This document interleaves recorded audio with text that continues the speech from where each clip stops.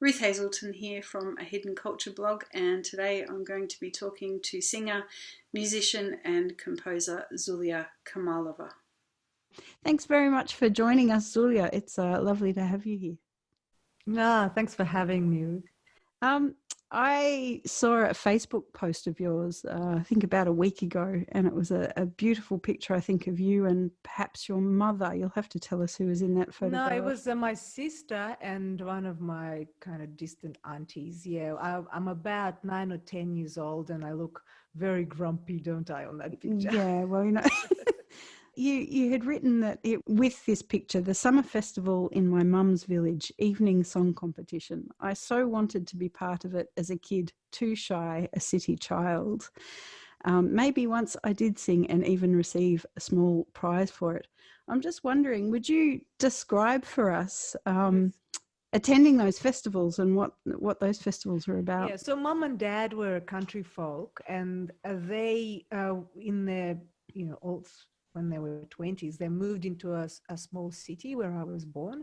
But each summer we would go back to the village to visit grandma and also attend a festival which is called Sabantui, which means the festival of the plow. So it's an agricultural festival where the agricultural works are finished and they do a big it's got the full day activities with little like sporty competitions where you run in sacks, there's some horse riding, racing, and there's special Tatar, they're like special martial arts type of thing they do where they fight, and win prizes. And in the evening, there is the musical part where all these singers also kind of compete, but not so much compete, but, they get to have a go and they get a little prize. And before the older people, before the adults, the children get to have a go before it's too late, and then they go, and then they go to bed, and it's only a short time because nobody wants to listen to the kids. They just want to listen to the grown-ups. And so yeah, I remember that. I think I might have been encouraged, and it was there's lots of kids there and they're all very good singers and bright voices, and I came from the city, so I didn't know very many people. So it was for me, I don't know, I guess I wanted to do it, but they would have an accompanist who plays the button accordion, right? And he knew all the songs, and you'd just go up to him and say, hey, this is a song I want to sing.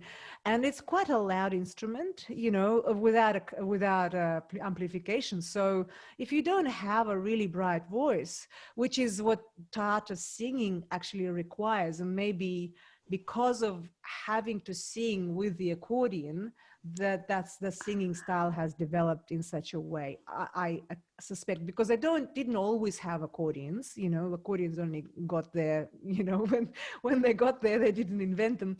And so anyway, I might have sang it, and all my memory is very vague. That was a while ago, wasn't it? It's hard to remember childhood things. Did you come from a very musical background? Was singing a big part of your family? I guess so, that's why I wanted to do it. Dad and mom both have good singing voices. They're not professional or anything, but every time we had a gathering, there'd be song around the table. Like all my mom's sisters, they all had good voices, and her younger brother played the button accordion, and they'd pass a book. In fact, I've got one of those books, maybe not this one, but basically they just pass a book around the table and go, oh yeah, let's sing this one. And they knew them all, and so that was something that they really enjoyed doing, and I was around, I guess. And Dad would play the Tatar radio and the Tatar records, and so you just don't even think about it when you're a kid, but it does soak in, like it's something that then you want to disown as a teenager, or like as you grow up, and then it comes back to you. It it catches you up. I do understand. Yeah, totally. So those books that were passed around and the repertoire that was sung at the festival, you were saying before, would these have been traditional songs or a mixture of traditional songs? It was a mixture. It was a mixture of composed songs, people, from the Tatar composers. And also, like, there was some quite, in the beginning of the book, there was always a section of the songs as well, all the ones about the collective farm and marching on and stuff like that, which, they just had to have them. Nobody ever sang them. And then they'd have a bunch of traditional ones and a bunch of, because this was the 70s and 80s, whatever was popular in those days, where it was in those books. So your mum sang and your sister sang, and I'm assuming that that's all sort of from the same booklets and the same repertoire. So it was, would you say that most of the songs that were sung at these festivals and around the kitchen table, a lot of Tatar people would have known socially? Yeah. So music was a big part of your day-to-day life on weekends or celebrations?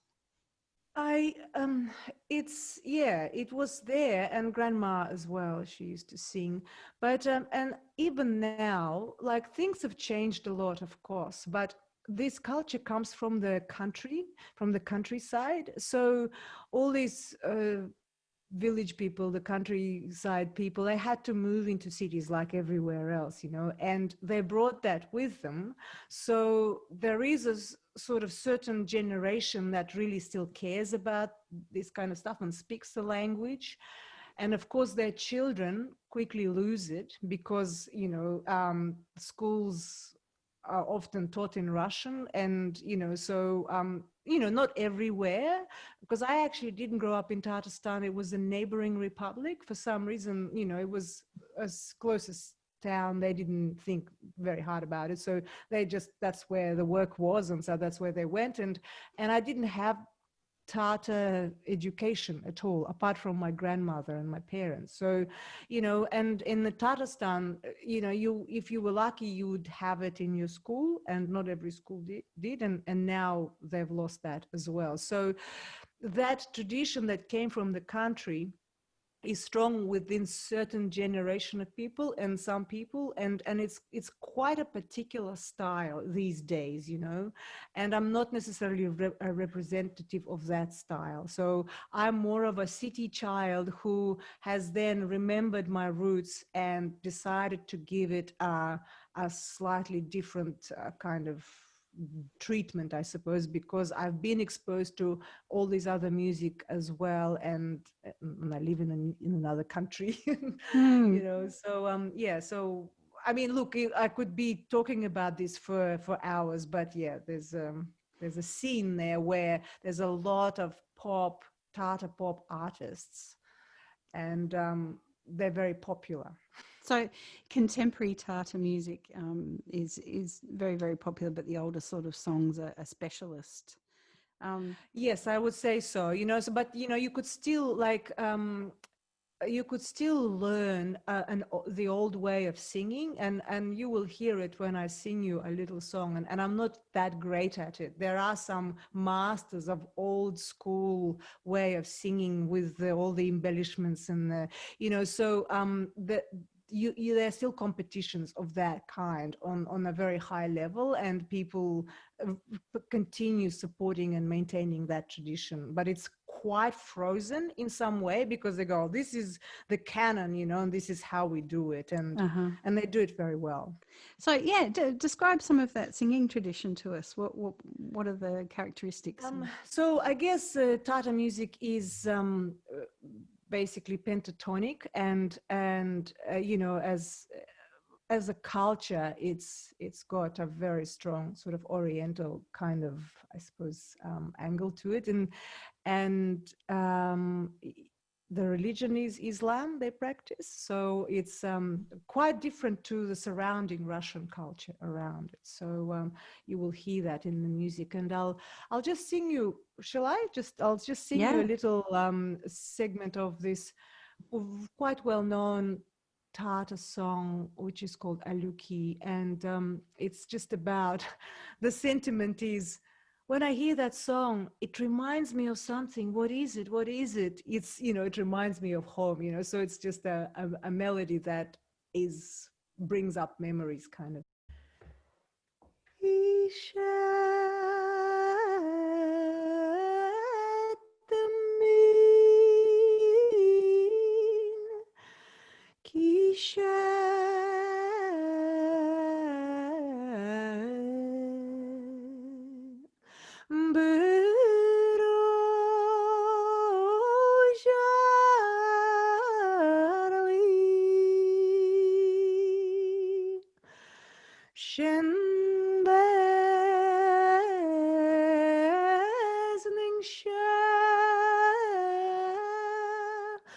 Matur miliki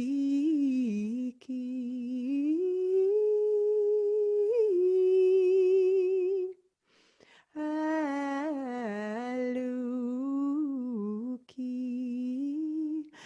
baluki.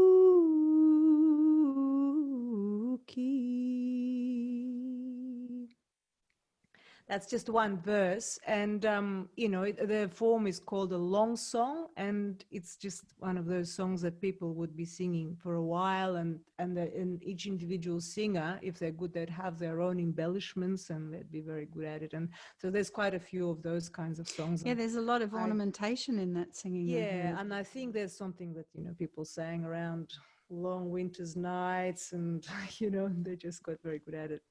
Yeah. Oh, that's fantastic. So, and was that a traditional song, or a more modern composition? Oh, okay. No, this is a traditional song. So, do you have an example of perhaps a more modern or a composition that's popular in Tatar? I'll sing you a song that we are going to perform next week. Sure.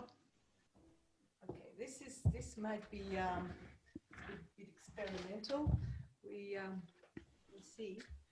What are we playing?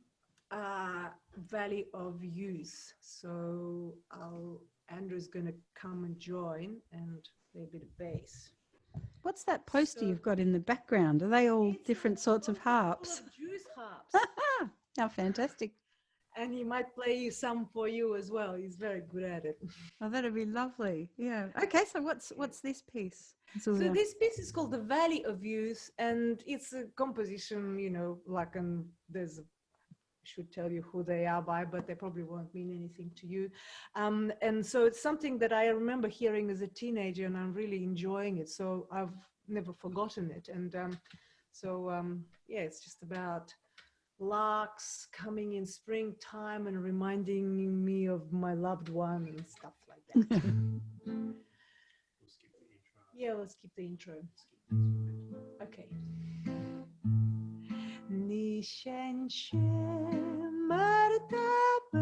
We can't see Andrew. We have to see Andrew a little bit. Can you come a bit? Yeah, here we go. This is Ruth, Andrew. Okay.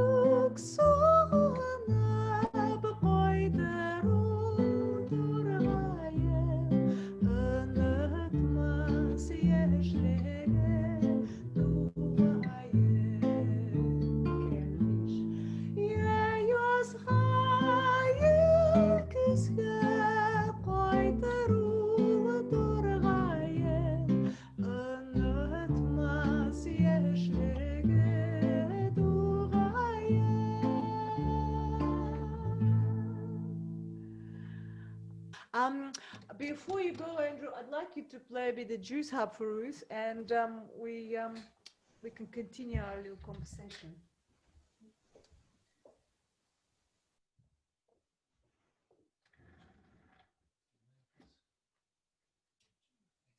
So is Jews harp something that's often played with Tatar music, or is this an evolution? So it is. It's traditional, yeah. You know, they're played everywhere. Like Andrew's got about 100 of them that he's been collecting over the years. Oh, wonderful.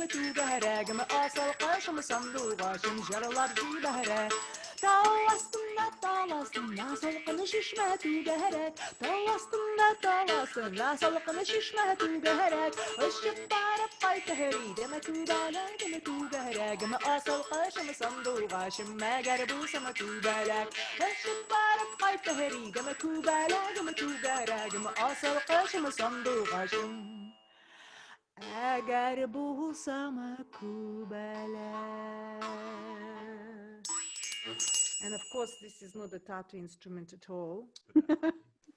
And this is a bone of a goat I think I found on the beach. Makes it quite nice and soft. Anyway, thank you, Andrew. That's lovely. Thank you, Andrew. So that's a song called Butterfly, and it's more about, it's about, you know, Tatars love nature. They're always singing about birds, and this one says, yeah, you are like my little butterfly. When you miss me, do you break into a song? Oh, that's lovely. That's really lovely. So have you really enjoyed, for those of you who are watching this interview prior to the 20th of September in year COVID,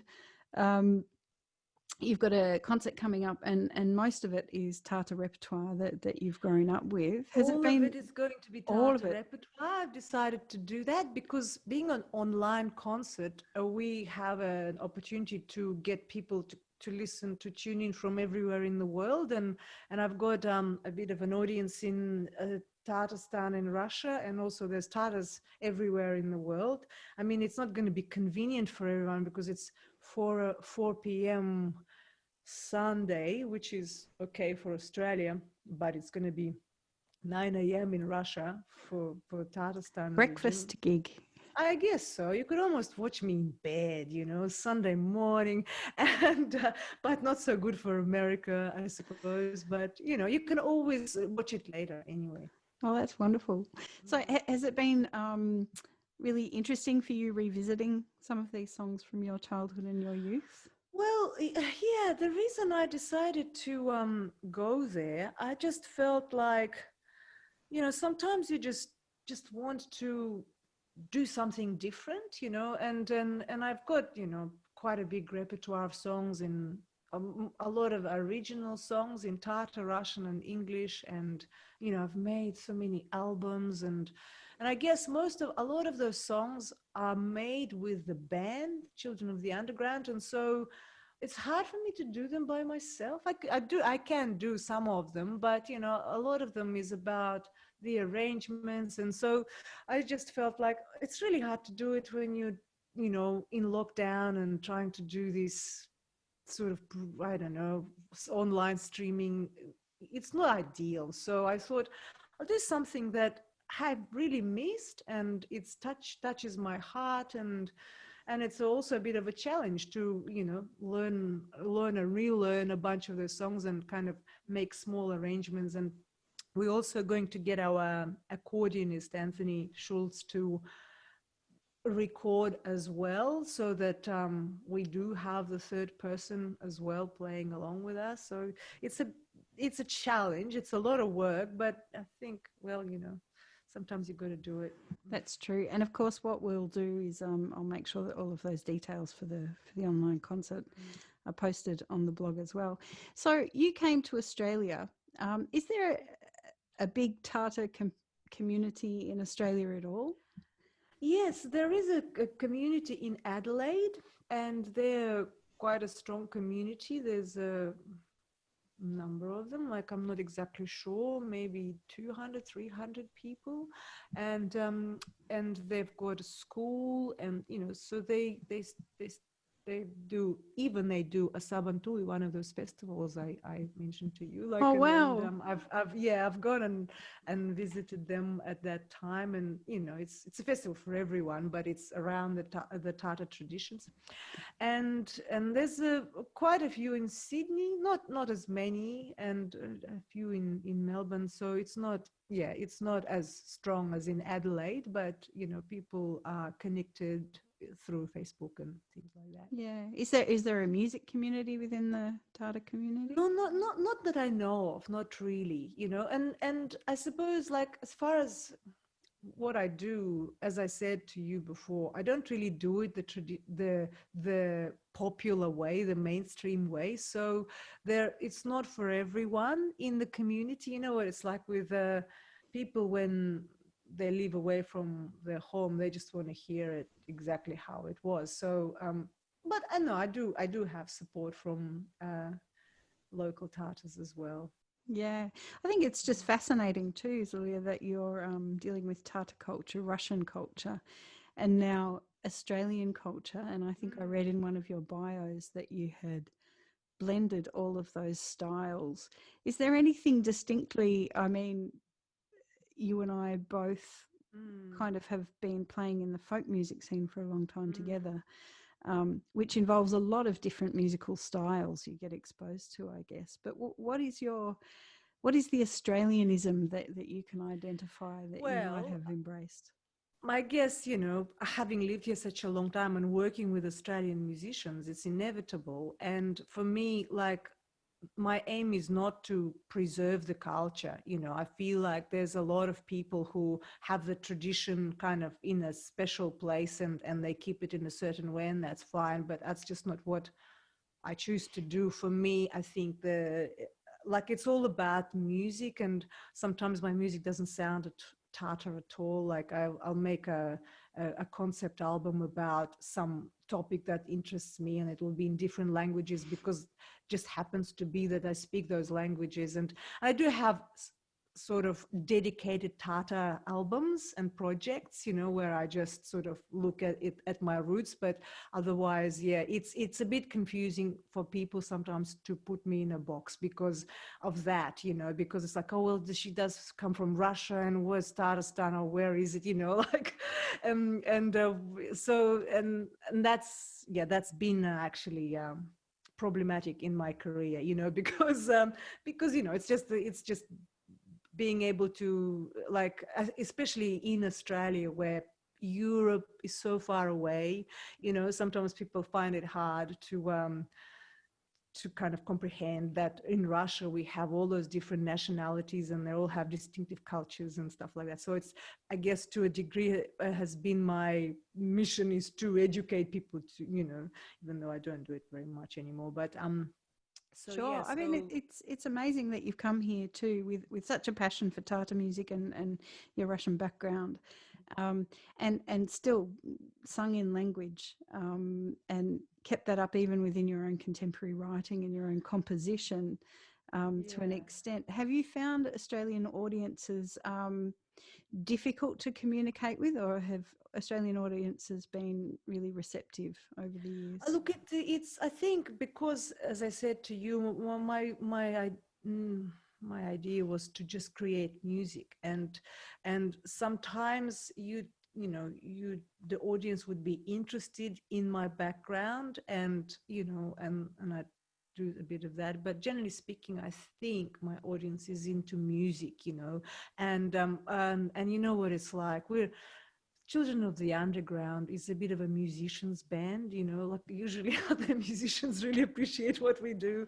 And, you know, but that's just life, you know. So, and as you know, also the whole world music thing is not, it's not as popular as it used to be, you know. So, or No, maybe I'm you're just right. old and I don't go to festivals anymore. But yeah, so I I don't know. I tend to just go from project to project. You know, if you have a good idea for a project, my latest album is written to the poetry of a Tatar poet from Tatarstan, and she's a beautiful poet, and was produced by a Dutch musician who lives in Greece, you know, so who I know, and it's beautiful. I really love what we managed to do, even though it was like kind of quite a lengthy process where we had to send each other files and took a while, but it's really great, and yeah, that was actually a very satisfying project called 6 Days Loving. I'll have to look at that one, Zulya. I haven't had a look at that one yet. Sounds very, very interesting. So just to wrap up, I guess, just thinking, if you had a chance to jam with anyone that you couldn't jam with right now, who would it be? Oh, Anyone in the world. anyone in the world? Geez, you should have asked me that before, because I could have thought. But you know, I tell you what, I've been lucky to then a few of my dreams came true. I've wanted to work with Nicola Parov, and that happened. And then Wonderful. and I wanted to work with Omfo, who's the, you know, electronic artist from Holland as well, and we did an album. And then I wanted to perform with the Tatar legend Ilham Shakirov. I should just really retire, because I performed with Ilham Shakirov because he's an absolute and total legend, and he's passed away now. And he's like, I was so lucky to be able to do that. I still have one dream, which I don't know if it's doable or not. It's a Dutch band called De Kieft. And, you know, you would have never heard of them, but they're quite a popular Dutch band. And I've got a lot of their albums, and it's nothing like what I do, you know. They call themselves fanfare punk, you know, so they've got a really strong brass section, and like they're quite literary, and it's all in Dutch. And you know, I mean, like, I don't have to do anything with them, but I really love their work, you know, so it would be great to be able to do something like that. The dream project. That's wonderful.